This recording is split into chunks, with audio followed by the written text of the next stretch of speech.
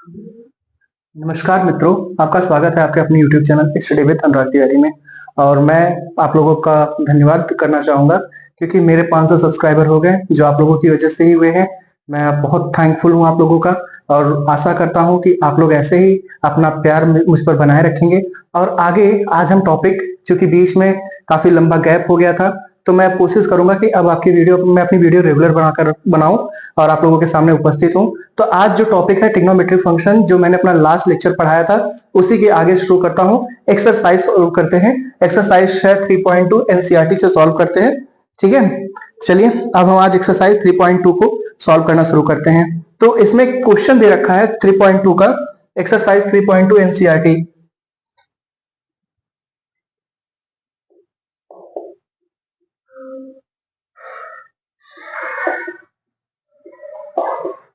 पहला क्वेश्चन ये दे रखा है कि cos x इक्वल टू -1/2 और ये दे रखा है कि लाइज इन थर्ड क्वाड्रेंट। ठीक है, ये क्वेश्चन दे रखा है कि cos x equal to -1/2, x lies in third quadrant. तो आपसे ये पूछ रहा है कि find the value of other 5 trigonometric function. Find the value of other trigonometric function. तो सबसे पहले हम इस क्वेश्चन देखते हैं, ये किस क्वाड्रेंट में लाई कर रहा है। x cos x equal to -1/2 है और ये थर्ड क्वाड्रेंट में है।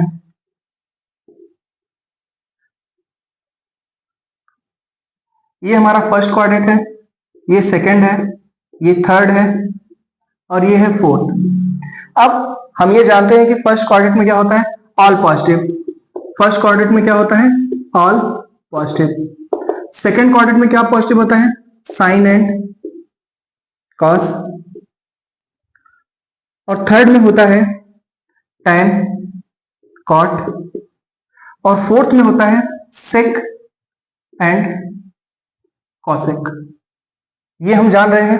तो फर्स्ट क्वाड्रेंट में ऑल पॉजिटिव, सेकंड में टैन एंड कॉट, थर्ड में सेक एंड कॉसेक। अब हम चलते हैं, हम देखते हैं कि हमारी वैल्यू क्या पूछ रहा है। cos x इक्वल टू दे रखा है -1/2। ठीक है, तो cos एक ट्रायंगल लेते हैं, ये हो गया थीटा। अब cos थीटा इक्वल टू क्या होता है, cos थीटा इक्वल टू होता है बेस अपॉन हाइपोटेनस b/h। इसकी वैल्यू दे रखी है 1/2, यानी बेस कितना है 1, ये कितना हो गया 2, तो ये कितना हो जाएगा √2 का स्क्वायर और -1, तो 4 - 1 यानी कि ये हो जाएगा √3। क्लियर। तो हमारे पास जो हाइपोटेनस 2 हो गया, बेस हमारा 1 हो गया, परपेंडिकुलर हमारा √3 आ जाएगा। अरे पाइथागोरस थ्योरम से हम सॉल्व कर सकते हैं इसको। पाइथागोरस थ्योरम क्या कहता है, हाइपोटेनस का स्क्वायर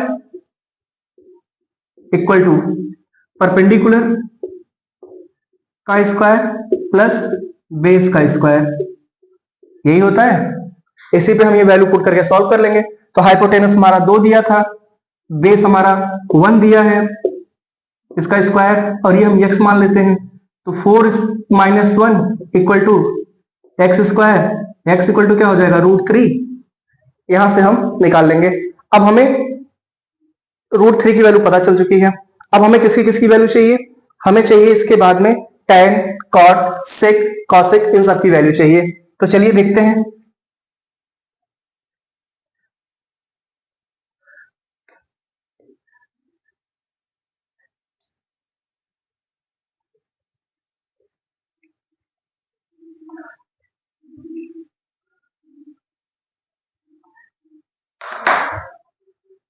तो हमारा जो बेस आया है, और ये भीग गया है, कोई बात नहीं, इसको हम देखते हैं।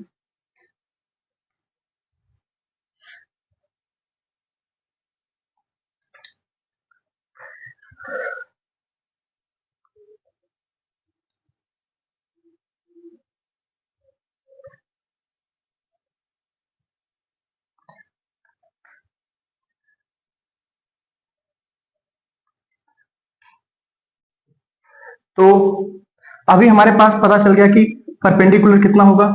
परपेंडिकुलर की जो वैल्यू दी गई है वो है हमारे पास आई है √3, और बेस की वैल्यू वो 1 है, और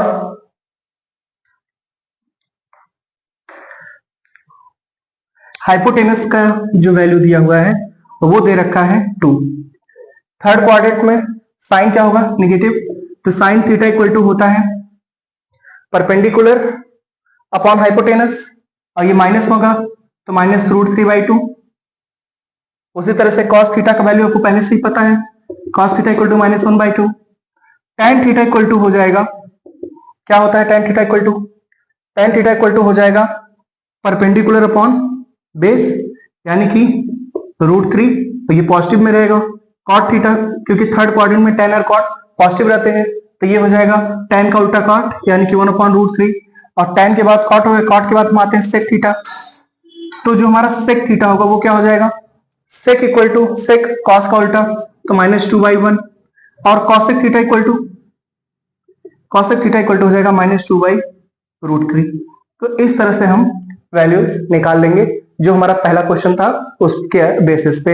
आगे चलते हैं, नेक्स्ट अगर क्वेश्चन देखते हैं।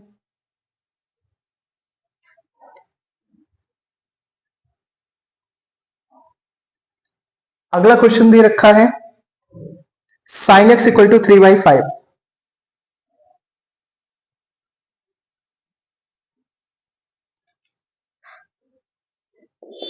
sin x इक्वल टू 3/5, और ये किस में लाई कर रहा है, लाइज इन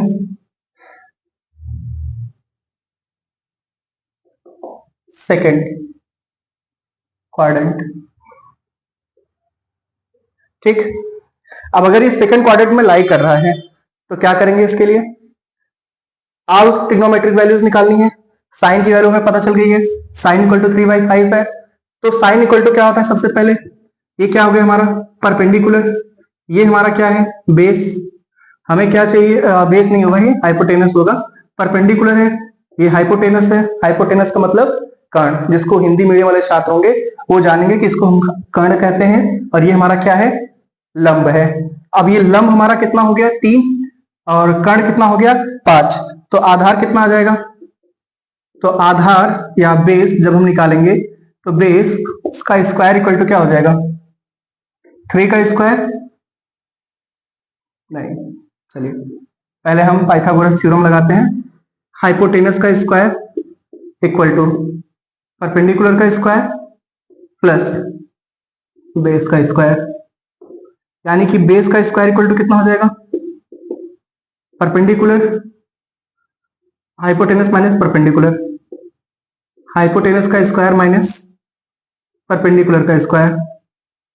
ठीक है, तो हाइपोटेनस हमारा कितना है, हाइपोटेनस है 5 यानी 25, 9, 5 माइनस 20, 25 माइनस 9 यानी 16, तो बेस इक्वल टू √16, और √16 की इक्वल टू वैल्यू होती है 4। ठीक है, यहां पे समझ गए। आगे बढ़ते हैं, तो हमें बेस पता चल गया है, तो हमें ये पता चल गया है कि परपेंडिकुलर क्या है, हाइपोटेनस क्या है, बेस क्या है। अब हमें चाहिए वैल्यूज अदर, तो सेकंड क्वाड्रेंट कॉस निगेटिव, तो cos theta equal to cos x equal to क्या हो जाएगा, cos x इक्वल टू हो जाएगा बेस अपॉन हाइपोटेनस, यानी कि -4/5। ठीक है, उसी तरीके से tan x इक्वल टू कितना हो जाएगा, यहां पे परपेंडिकुलर अपॉन बेस, यानी -3/4। tan x के बाद cot x, cot भी निगेटिव में होगा, -4/3। sec निगेटिव होगा, sec इक्वल टू क्या हो जाएगा, -5/4, क्योंकि cos का उल्टा, और cosec x इक्वल टू क्या हो जाएगा, cosec पॉजिटिव रहेगा। सेकेंड क्वाड्रेंट में साइन और cosec दोनों पॉजिटिव रहते हैं, तो ये भी क्या रहेगा, पॉजिटिव रहेगा, और ये क्या हो जाएगा 5/3। तो इस तरह से सेकेंड क्वाड्रेंट में हम ये सारी वैल्यूज निकाल सकते हैं। देख लीजिए एक बार फिर से, हमें दिया हुआ है साइन x इक्वल टू दे रखा है 3/5 परपेंडिकुलर अपॉन हाइपोटेनस, और ये किस में लाई कर रहा है, सेकंड क्वाड्रेंट में लाई कर रहा है।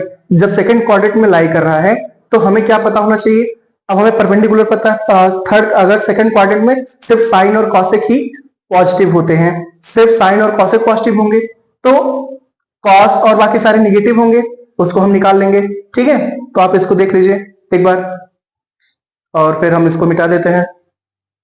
तो हमने यहां से साइन के निकाला परपेंडिकुलर अपॉन हाइपोटेनस, तो हाइपोटेनस का स्क्वायर इक्वल टू परपेंडिकुलर का स्क्वायर प्लस बेस का स्क्वायर, और बेस का स्क्वायर इक्वल टू हाइपोटेनस का स्क्वायर माइनस परपेंडिकुलर का स्क्वायर इक्वल टू हो जाएगा 25 माइनस 9। यहां से हमें बेस निकल गया, और जब बेस निकल गया तो cos x इक्वल टू क्या होता है, बेस अपॉन हाइपोटेनस। तो बेस की वैल्यू पुट कर दी, tan x इक्वल टू क्या होगा, base upon perpendicular upon base, cot x equal to क्या हो जाएगा, और इस तरह से हम चीजें कर सकते हैं। ठीक है, तो इसको आप नोट कर लीजिए, इसको हम इरेज करते हैं, नेक्स्ट क्वेश्चन की तरफ बढ़ते हैं।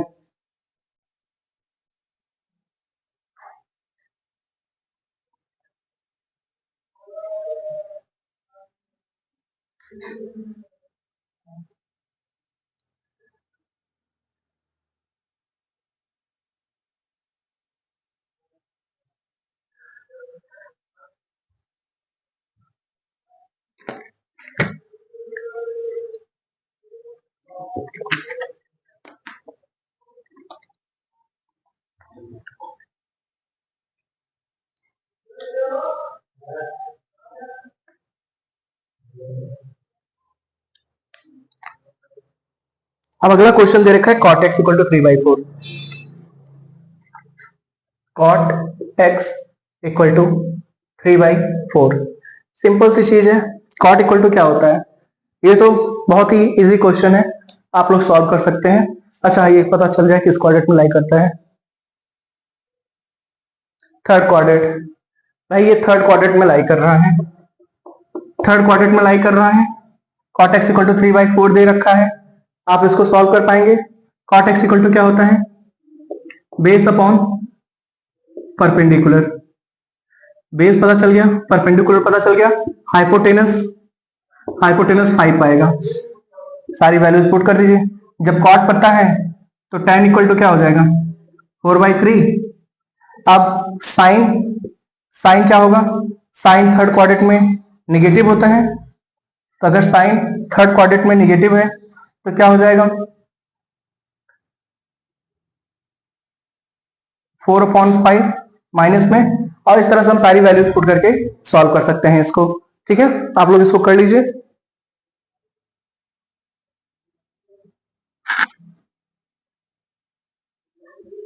चलिए नेक्स्ट क्वेश्चन पे चलते हैं। इस तरह के काफी सारे क्वेश्चन दे रखे हैं, ठीक है, ये तो बहुत इजी क्वेश्चंस हैं।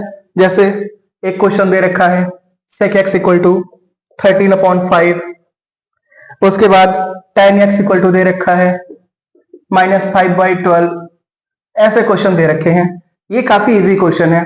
मुझे उम्मीद है कि आप लोग ये क्वेश्चन जिस तरह से मैंने और शुरुआती क्वेश्चंस लगाए हैं उस तरह से आप लोग ये वाले क्वेश्चन भी कर ले जाएंगे। चलिए हम आगे बढ़ते हैं, नेक्स्ट क्वेश्चन की तरफ देखते हैं। अगला क्वेश्चन हमारा दी दिया है, find the values of trigonometric function in exercise 6 to 10। देखते हैं क्या दिया है क्वेश्चन।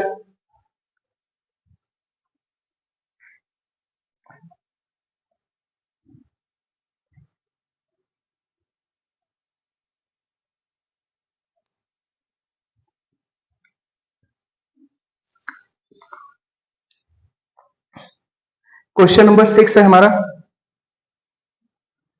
साइन 765 डिग्री की वैल्यू आपसे पूछा है। साइन 765 डिग्री की वैल्यू आप कैसे निकालेंगे। ठीक है, आपको तो सिर्फ 90 तक पता हो, 180 तक पता होगा, 360 तक पता होगा, हो सकता है, इसके आगे आप कैसे जाएंगे, चलिए देखते हैं। ठीक है, इस तरह के क्वेश्चन को हम कैसे सॉल्व करेंगे। ये है हमारा, जब हम यहां से यहां तक घूमते हैं, एक राउंड जब हमने घूमा, ये जीरो से शुरू होकर के जब हम यहां वापस आते हैं, ठीक है, ये हमारा एक एंगल हो जाता है 360 डिग्री।